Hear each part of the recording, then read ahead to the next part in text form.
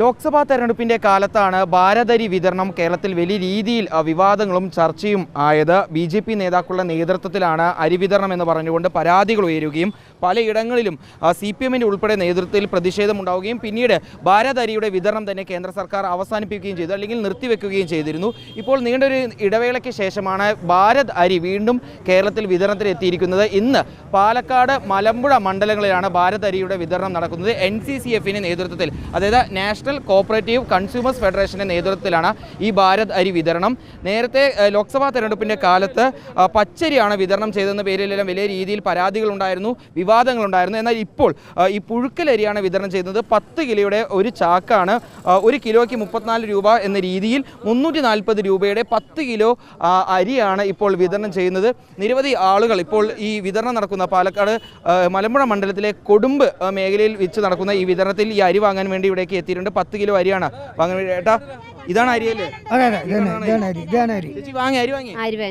പുഴുക്കലരിയാണോ? പുഴുക്കലരി ഇതിനു മുമ്പ് വാങ്ങിയാണോ? വാങ്ങിച്ചിട്ടില്ല, ആദ്യമായിട്ട് നോക്കി. അരി ഏതാ നോക്കി? പുഴുക്കലരിയാണ്. 10 കിലോ.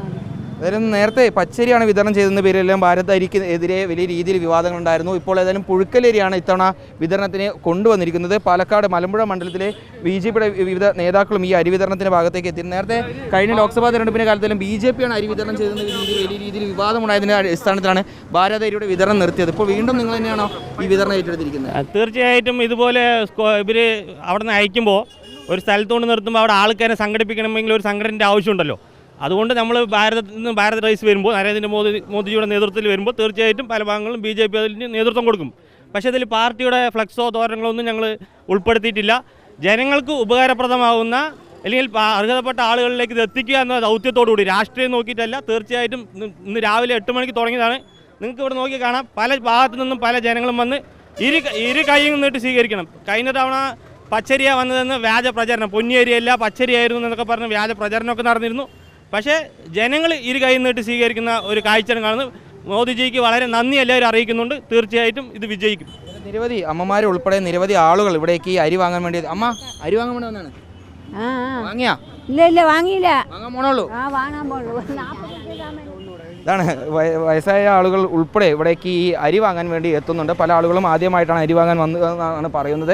ഏതായാലും നിലവിൽ NCCF-ന്റെ ഉദ്യോഗസ്ഥർ ഉൾപ്പെടെ ഇവിടെയുണ്ട്. അവരുടെ നേതൃത്വത്തിലാണ് ഈ അരി വിതരണം നടക്കുകയും ചെയ്തത്. പാലക്കാട് മലമ്പുഴ മണ്ഡലത്തിലെ വിവിധ ഇടങ്ങളിലാണ് നിലവിൽ അരി വിതരണം ആരംഭിച്ചിട്ടുള്ളത്. അകത്തേത്തറയിൽ നടക്കുന്നുണ്ട്. അതേപോലെ തന്നെ കൊടുമ്പ് മേഖലയിലാണ് ഇന്ന് രാവിലെ 8 മണിയോടുകൂടി ഭാരത് അരിയുടെ വിതരണം ആരംഭിച്ചിരിക്കുന്നത്. നമുക്ക് ദൃശ്യങ്ങൾ കാണുന്ന പോലെ തന്നെ ഈ ലോറിയിൽ NCCF-ന്റെ നേതൃത്വത്തിൽ എത്തിയിട്ടുള്ള ലോറിയാണ്. ആ ലോറിയിൽ ഉള്ളത് ഈ കാണുന്ന രീതിയിലുള്ള 10 കിലോയുടെ ഒരു ചാക്ക് അരിയാണ്. ഇതിന് 340 രൂപയാണ് അല്ലേ?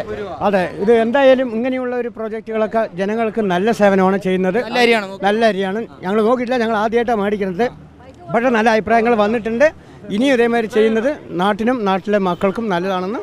നിരവധി ആളുകൾ ഈ അരി വാങ്ങാൻ വേണ്ടി ഇപ്പോൾ കൊടുമ്പ് അതേപോലെ തന്നെ അകത്തത്തറ മേഖലയിലേക്കെല്ലാം എത്തുന്നുണ്ട്. അരി വിതരണം നടക്കുകയും ചെയ്തിട്ടുണ്ട്. നിലവിൽ BJP-യുടെ പ്രാദേശിക നേതാക്കൾ ഈ മേഖലയിലേക്ക് എത്തിയിട്ടുണ്ട്. അവരുടെ എല്ലാം നേതൃത്വത്തിൽ തന്നെയാണ് ഈ അരി വിതരണം ഇപ്പോൾ തുടരുകയും ചെയ്യുന്നത്. വീഡിയോ ജേർണലിസ്റ്റ് വിനൂസിക്കൊപ്പം reporter Iqbal Arakkal, in reporter, Palakkad.